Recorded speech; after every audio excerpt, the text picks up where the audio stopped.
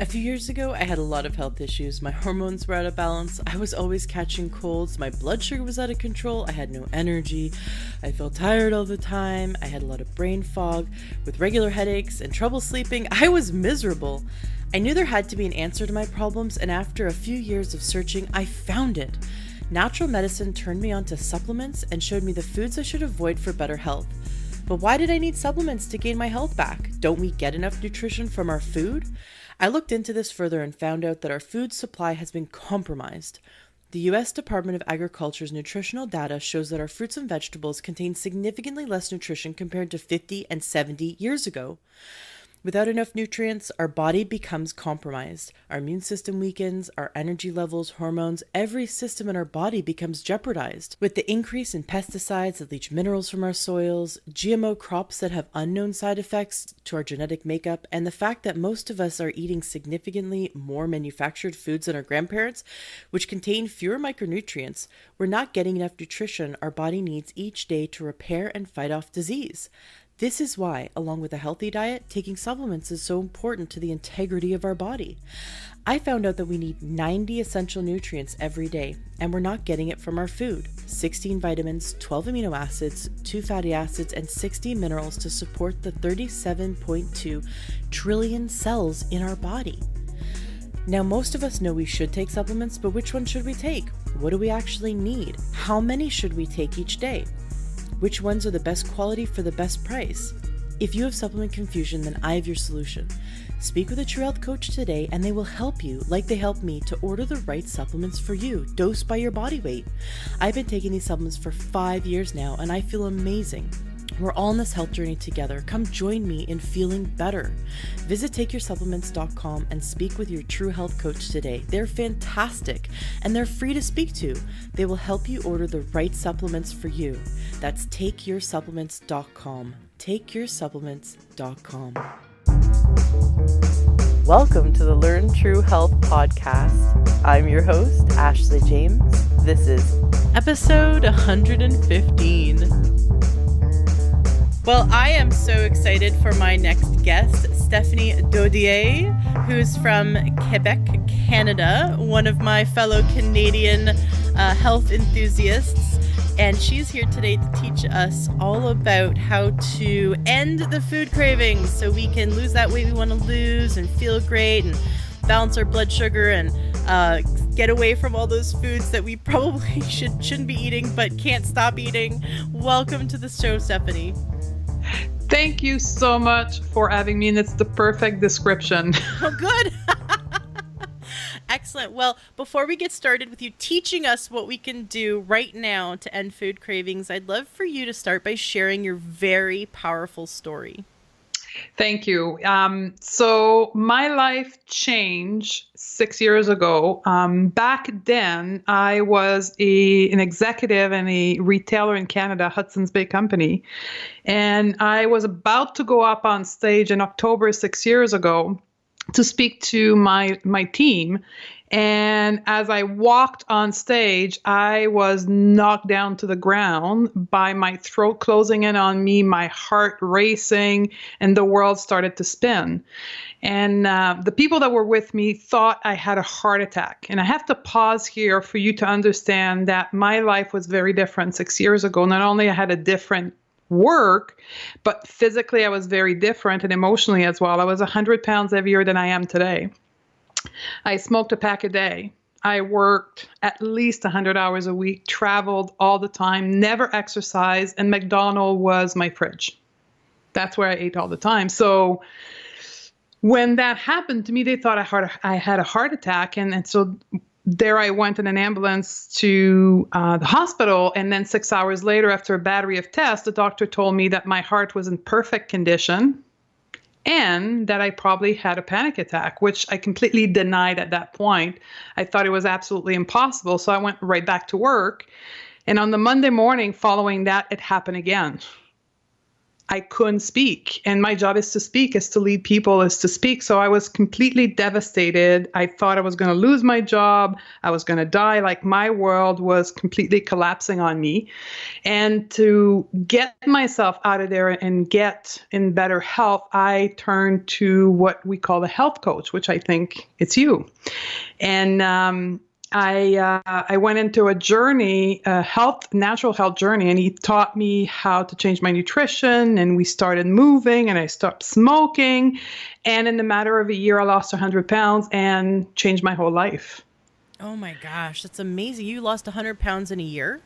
Lost 100 pounds in a year, stopped smoking, exercised, changed my nutrition top to bottom, no longer was diabetic, no longer had high cholesterol, inflammation. I had a skin condition. All of it was gone. There was not one bit of medication. What skin condition did you have? It was like growth of skin because of the cigarette around the mouth and the nose. Ooh. Yeah. Wow. Which by the way, now I've done heavy metal detox and I was full of lead. And one of the side effects of lead is those mold growth, if you want to call it, which I had to have removed. But all of that was gone. Like, how long were you smoking? 17 years. And you were able to quit and change your diet and your lifestyle and lose 100 pounds in a year. Yes. That's very powerful. And all of that in the beginning was all based on fear. Because my whole identity was wrapped around my work.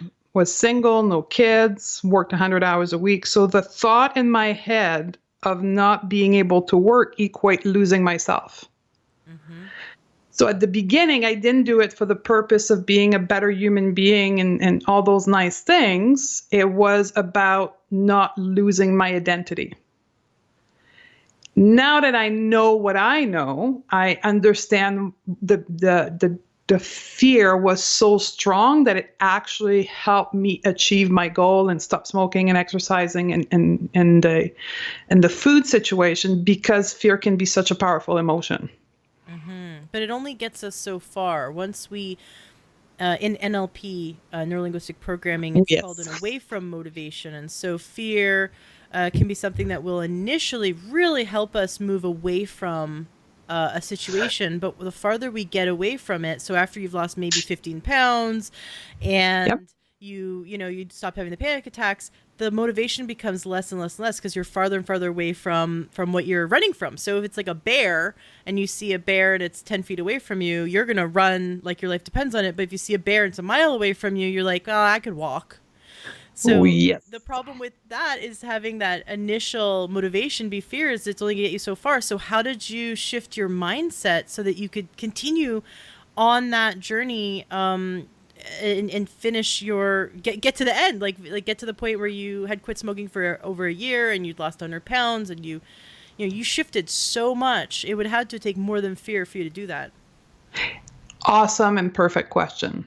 It started with fear and it became a journey of self-discovery and discovering that there was another side to life that I didn't know.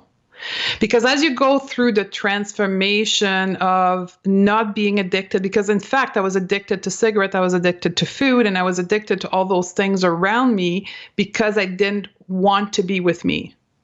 And as you remove those addiction, you remove those elements, you start discovering yourself and for me, all the potential that I have outside and the worth of myself outside of work. And then came in the spiritual work at the same time, right? And that's some days in the beginning, I used to say I was lucky to have met this coach that I hired in the beginning. But the blessing in the sky was this person was not only about calorie in or calorie out or exercising, it was about the whole person. And part of the work we did together, it was discovering myself and discovering this other layer to my life, which was this spiritual or emotional layer, and discovering who I was as a human being. So I did a ton of work at the same time. The 6-month mark began my journey into spiritual awareness, self-discovery, yoga, and looking at myself from a different angle that I had never looked at before, setting goals that were outside of work, but goals that were about me and nothing to do with work. So I did a whole journey in that as well. Wonderful. Now I mean, it sounds so amazing what you went through. At what point did you decide that you were going to shift your entire career and go into helping others achieve what you achieved by becoming a holistic lifestyle coach? So in the discovery of myself and the spiritual discovery that I went through, what I reflected upon is when I was young, I always said I was going to be a nurse. If you ask me what I wanted to do till about the age of 12, I wanted to be a nurse and help people be better from a health perspective. And then the desire of fulfilling your parents' dream and society's dream and making money took over, and I went into business. But my studies up to university were all in health and science. And I left that and I started traveling, went and started working in the business temporarily, and it became an addiction, and I started doing very well, and I stayed in business for 15 years. And then when I go back to my journey of changing my health and transforming my life, when I rediscovered myself, I rediscovered this desire of helping people. And then compounded to that was the power of the journey I was on. Every time I would tell my story to somebody, they would have the same reaction you just had, and some of your listeners' reaction, oh my God. And I realized that I had a very potent tool in my hand. Not only was I had health education, I understood the biology, pathology, chemistry, and all of that, but I also had a story. So in that journey of transformation, I went back to my roots and decided to go back and finish my degree in nutrition. So I left my work. The universe helped me a little bit. At the same time, my company closed and I was able to get financial coverage. And then I went back to school for 2 years and I graduated with a nutrition degree. And then I went onto this journey of helping other people as a nutritionist. Wonderful. I love it. I'm really excited for you to teach us, and I love your story. I think it's so brilliant because I used to be a smoker a long time ago. Did you? It is really hard to quit. You know, I remember having to go through several times trying to like trick myself into not doing it. I mean, you know, I was a teenager, right? But I just remember how addictive it was, and how I'd wake up in the morning going, today's the day I'm going to quit smoking, and like by 11:30, you know, I was smoking. You know, it was like how many times, you know, was it? I'd start the day off that today's the day, and then I couldn't even get through one day. And same with food cravings. You know, if I was back when I was eating sugar, man, I'd wake up in the morning going, today's the day I'm gonna eat healthy, and then by lunch that was out the window. So it was like, what I kept asking myself, like, what I was blaming myself, thinking that it's me, it's something's wrong with me, I don't have any willpower, I can't do this. You know, I'd really beat myself up because I make all these great health goals, and then before the day was over, I couldn't even stick to one of them. And so for the fact that you shifted your entire life, lost 100 pounds, quit smoking, like these are all, and did self-discovery, like everything you did, and shifted careers, like, come on, in 1 year, you know, so I can see that you'd be a really powerful health coach because it's good to have a mentor who's actually been there, done that, and can share wisdom, right? Wisdom is that experience of having been through it. So I'd love for you to share with us, for those who would really love to eat healthy but have those food cravings, what are the first steps we can take to bust through those food cravings so we can finally stick to the goal that we have of eating like maybe a more plant-based whole foods diet? Yeah. And it's a perfect segue because cigarette addiction and food addiction are similar in the sense that they're both physical and they're emotional, spiritual as well. So when we look at food craving, the number one thing we need to do is stop blaming ourselves. And this is very common, particularly with women. We look at our food craving and we feel shame, we feel guilty, and we're being told by media that we shouldn't have them and we need to be stronger. If we only had more discipline, we wouldn't have craving. And that is just BS. There's none of that is true because we don't have a proper understanding of a food craving. And I like to refer to a food craving as a body messages. So think of it as a mean of communication from your body to you. And the less connected you are with feeling, understanding your body, the more craving you're going to have. And then this is the emotional side of craving. And then you layer in, as you said, your sugar craving, which are physical, right? We know it's a stimulation of the frontal brain and it is just an addiction, same like as other drug. Mix those two in together and you got a recipe for disaster. So any question? Yeah, if I heard you right, is it if the body doesn't feel heard or understood, it's going to express itself in a craving? A craving or any form of addiction. So for an example, a great place to start with that if you want to do more of that work is Dr. Maté out of Vancouver. I know you're from Seattle. Maybe you know him, Gabriel Maté.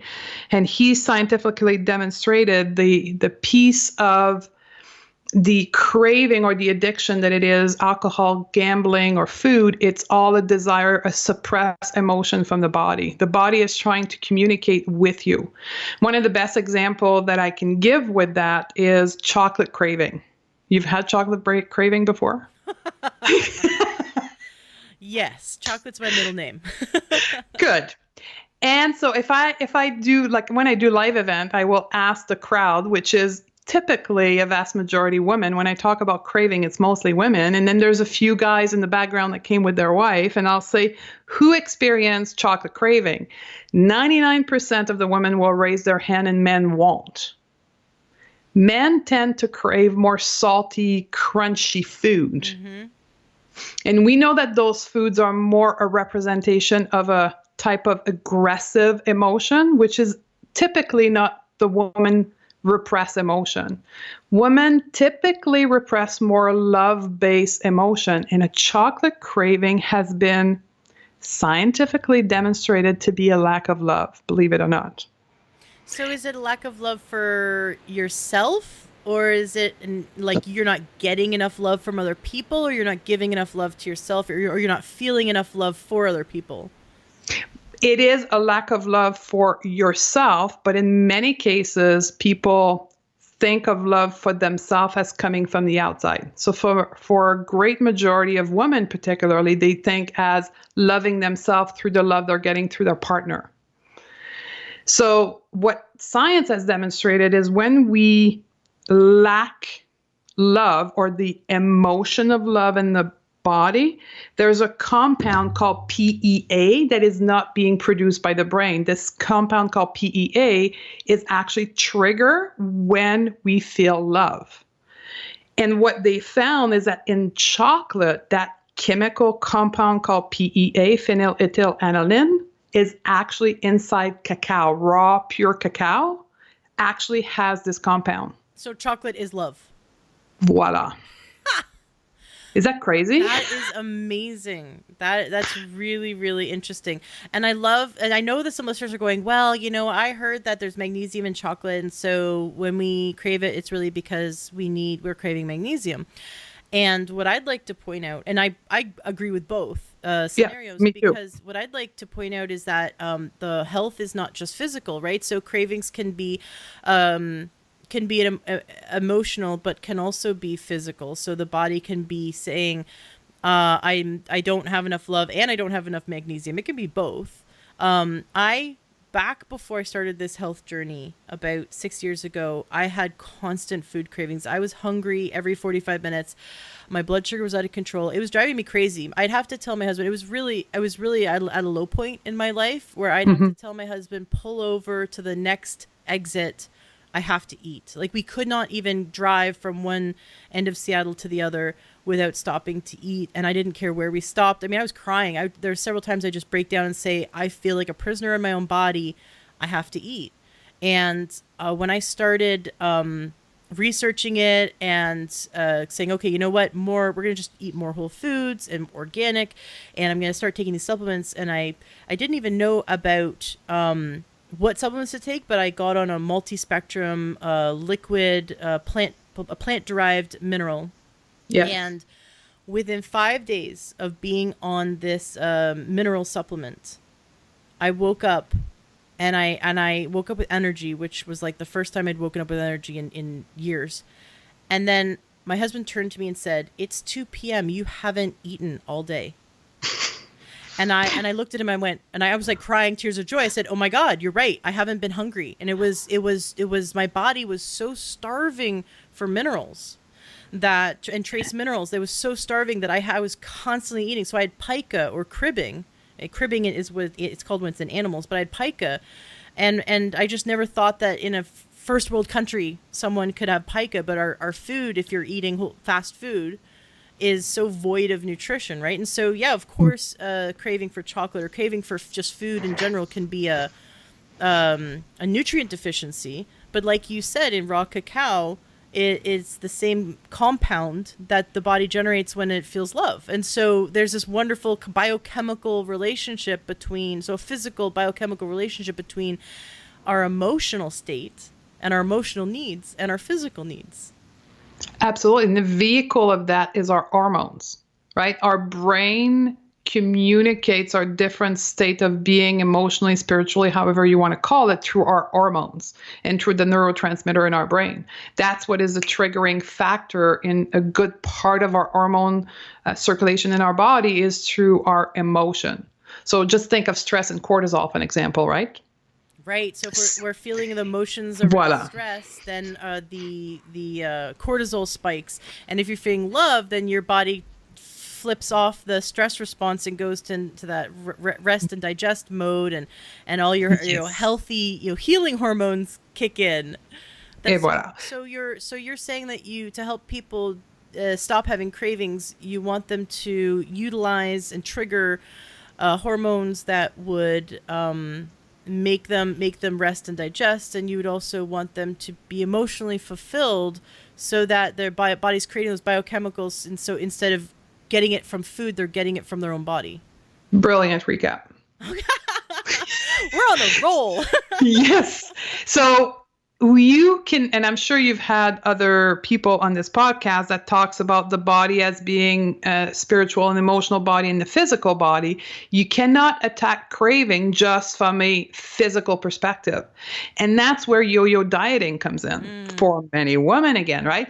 They have this ability to restrain for a period of time, and all of a sudden there's a crisis emotionally in their life, a trauma of some kind, and then all of a sudden they can't cope anymore and they're going back to their habits. Their craving are so powerful they can't resist anymore.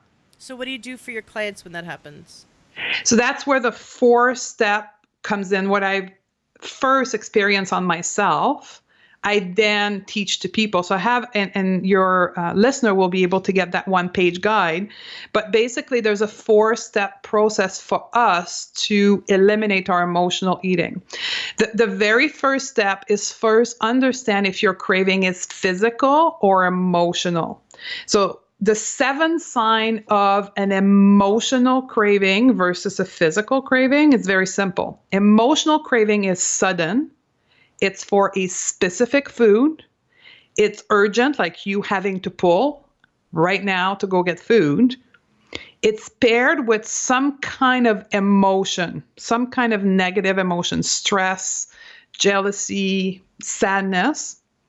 And it's involved a lot of mindless eating. And while you're eating, you can't notice any fullness because you're just stuffing yourself. Does that sound familiar to any of you? Right. Emotional eating, right?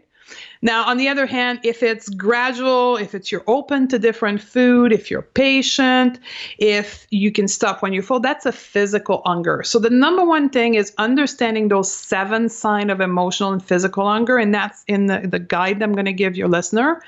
Be very familiar with this. So when you have a craving next time, you can have a better sense of understanding, okay, am I really hungry? Is it a sugar craving, or it's something that's more emotionally based? Once you've determined that, then the second step is to actually give yourself a 15-minute cool off. Now I can hear people say, well, I don't have time for this, right?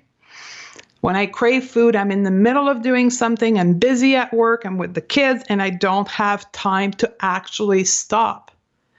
That is exactly what you need to do. That's what the body is calling upon you. When you have this emotional craving, your body is asking you to stop because there's something going on in your life at that moment that requires your attention emotionally. And your body is the only way for your body to communicate with you is through cravings or through emotion.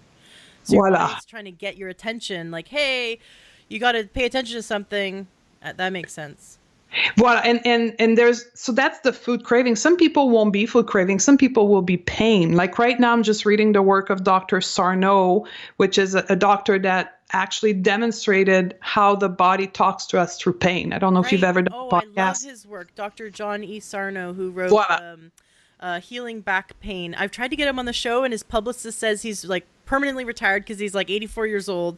I'm so bummed because I really, really, really love his work. And I actually applied when I studied his work, 10 years ago, I or more than that. Oh my gosh, it's almost 15 years ago. I applied it to the coaching I do because there is such a powerful connection between physical pain and emotional pain, and the body will cause physical pain if you don't listen. And the more you don't listen to your body and listen to your emotions, the more it's going to become expressed in pain. And I helped a woman who was in 10 out of 10 pain completely go to a 0 out of 10 pain by helping her become aware of her emotions. And she was addicted to pain meds. And she could not, her eyes were so wide open. She could not believe that when I helped her become aware of her emotions, her body said, oh, thank God, and just like let go of the pain. And so that it was absolutely amazing. And people who are in physical pain go, that's ridiculous that you don't tell me it's all in my head. It's real to me. And I say to them, yes, of course it's real. It's physical because your emotional body and your mental body and your physical body are interwoven. And if one is out of balance, it's going to affect the others. Voila. So in certain people, and we don't know why, it's pain. So it's a restriction of oxygen in the case of back pain to the back muscle, creating real true pain. Mm-hmm. The food craving are exactly the same thing. Your body's trying to get your attention, and for you, it shows up into food craving, and you really have a craving. Mm-hmm. But all the body wants is your attention. So if you're trying to master your emotional eating through discipline and willpower, it is a strict failure in the long run. It's kind of like disciplining a child. Like a child's trying to get your attention and you're disciplining it, whereas what it really needed was some gentle love and some attention. Voila. So that 15-minute cool off is the key that will lead you to start listening to your body if you've never done that. Actually connecting with your body. So what I teach people is to actually take the 15 minutes, segregate yourself. So if you're in the kitchen with the kids, go to your bedroom. If you're at work, go to the bathroom, close your eyes and just put the timer on your iPhone or whatever device you have and give yourself 10 to 15 minutes of quiet time with yourself and then disengage your nervous system. The vast majority of the craving happens when you are in a fight or flight of your nervous system, when your nervous system is in high gear.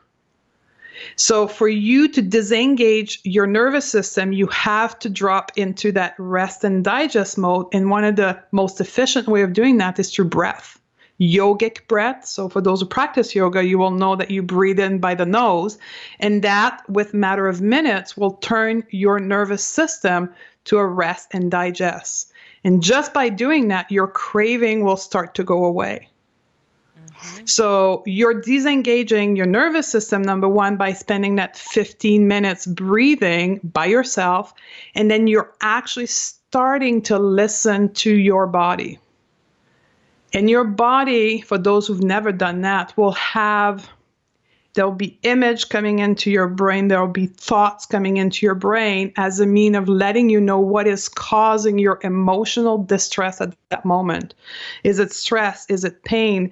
Is it your kids? Like, is it the husband who just said something to you and then you feel hurt? And then all of a sudden you crave chocolate. The problem is not the chocolate. The problem is what the relationship with the husband or the words that were said that cause you to feel sadness. And by eating, you're simply ignoring it. You're actually not addressing it with yourself. Now, could someone slow down and then listen to their body, and their body starts telling them, well, you know what I really needed is I needed more sleep, or I needed you to drink more water instead of coffee, or can the body tell you, let you know? See, what I found when I when I was a teenager and I started to ask myself, where are these cravings coming from when it was time to quit smoking? What I realized was every time I was thirsty, I went for a cigarette because I had crossed my wires between my signals. So I literally dehydrated all the time and smoking instead. And then when I stopped and I was like, okay, where's this craving coming from? You know, what's it really triggering it? And I started asking myself these questions. And that's when I went, oh my gosh, I'm thirsty. And I drink a glass of water, and then I stopped, or the craving for the cigarette stopped being out of control. And that was my first kind of glimmer into, wow, there's like, my body's trying to talk to me. What's going on? So there's something there. There's something there. It's just wonderful. I love what you're saying. I think it makes so much sense. And, for those who don't believe in meditation and don't know anything about yoga or have never tried it, I was just watching a video last night about this wonderful doctor who was talking about how when we breathe through our mouth, it's actually a stress response. And when we close our mouth and we breathe through our nose, take deep breaths, or just, regular, nice, full breaths through our nose, we're actually stimulating the vagus nerve, which pierces through the diaphragm and is responsible for shutting off the stress response and turning on the rest and digest response, which has all these benefits, like looking healthier and feeling healthier. So I love that. Just take that time to step away. I like that. Disengage the all the stimulus. Yes. And close your eyes and take deep breaths and start looking within, and then listening to your body, because then your body goes, yay, she's listening. And then you're going to get to the answer faster. And that 15 minutes you'd have to take away from life, once, twice, or 3 times a day is going to save you in the long run. Because if you keep going the way you're going, it's going to be harder and harder to heal, right? Well, or it's going to be like me. If you don't listen, because my body talks to me, like now that I reflect a lot, I never listen. And the body said, okay, you don't want to listen? Anyway, we're going to shut you right down, girl. We're just like, panic attack, think your heart attack, hospital, because all along you've never listened. And I don't want to say that so people are in fear, but if you don't learn to listen, the body will just aggravate the symptom until you actually listen. So the process, the 4-step process, for those who've never done such a thing, seems like a big thing. They're like, I don't have 15 minutes. It's going to be a pain in my butt. What am I going to just start? And then what happened with practice and time, I'm talking simple number of weeks, even 2 to 3 weeks, all of a sudden you are able to listen to your body without having to go and close the door of the bathroom or go in your bedroom and lay on your bed. You become more attuned and in tune with your body, and you are able to listen to it and disengage without having to be completely segregated. So it becomes easier. Wonderful. Now, the craving for me, I've never gone away completely, but I'm able to use the technique without having, I can do it simply in my office, and many of my patients do the same thing. They can do it while working, and then the craving will go away. Once you've identified what it is, or you've turned down your nervous system, the craving will slowly go away. And in the beginning, I always say to people, when you leave that 10 or 15 minutes of relaxation or connection with yourself, and you get out of the bedroom and you still crave chocolate, go for it. So take the 15 minutes, and if you still have the craving, go for it. But if the body said to you, I'm really, really dehydrated, I need some water, go to the water first. And then see if you still have the craving. But I love that. I love it because now you're not triggering that like feeling of deprivation or feeling like you have to have this willpower. That is wonderful. That is wonderful. I love this tool, and I know you have so many more tools to teach, and you've got this free report that you're giving us. The link to it's going to be in the show notes of the podcast. Stephanie, I'd love for you to share with our listeners what it looks like to work with you, because you've got this great podcast you have with lots of awesome information. Your website is so beautiful. I'm really jealous. I so much work into my website, and then I come to your website, I'm like, oh my gosh, I have like website jealousy. It's so beautiful. So stephaniedodier.com, which of course is going to be, the link to it is going to be in the show notes of the podcast of this episode. And you've got a great community that you're building, and you're working as a coach. So I'd love for you to share what it looks like to work with you as a client. Yeah. So number one, I've got a ton of free tools. So the report, I've got a Facebook community that's completely free as well. And I've got my podcast to get my message out to the world, because I want particularly women to know that they don't need to suffer through their craving. There is a solution. So the podcast, the Beyond the Food Show, is a podcast that I launched in December. And then my paid program. So we've got the first layer, which is a group program that I run 3 times a year. It's called Crush My Craving. It's going to reopen at the beginning of March. So you can go to my website and sign up there. I also have Power Hour, which is 1 hour with me where we do a nutritional assessment. I have a software that I use. We go a nutritional assessment, and then we go over it for 1 hour, and I help you create a plan for yourself. And then I've got a more in-depth program, which is working one-on-one with me for a period of 3 months, where we do the nutritional assessment, we develop the plan, and then I coach you through every step of the way. So there's kind of 2 big process for them, either working one-on-one or working in a group setting. Wonderful. I love it. And definitely listeners, go and subscribe to the Beyond the Food Show, which if you loved this little sound bite, this little piece of advice, do it for the next 7 days and see how it shifts your life. And then go follow Stephanie Dodier and start using up all her wonderful resources, and have a power hour with her, and see if you'd like to end up working with her. I really believe in health coaching. I know I'm a coach, but I need coaching too. Like, everyone needs a coach, because a coach is there to uplift you, and it'd be like the wind beneath your wings, and help you, and they see things in your blind spot you don't.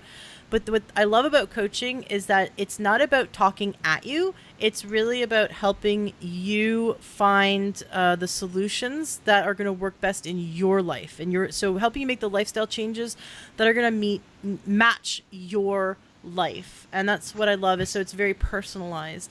Stephanie, it's been wonderful having you on the show. We have to have you back on the show to share more. I'm really looking forward to definitely have you come back on, and I'm looking forward to seeing where your podcast goes. I know you just launched it. Yes. So we want to see you up there and the top of iTunes as well. So definitely check out Stephanie's podcast. Thank you so much for being on the show. It has been wonderful, and I know that this one technique alone is going to make such a difference in people's lives. So thank you. Enjoy what you heard today on your episode of the Learn True Health podcast.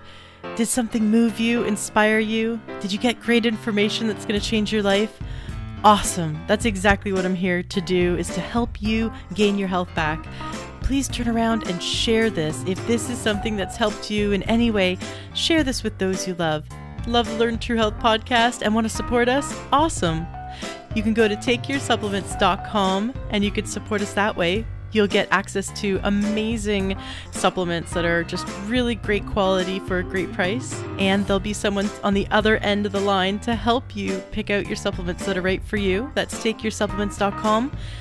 Or join our membership, learntruehealth.com/join. That's another great way to support our podcast, support our movement, and you'll be supporting yourself.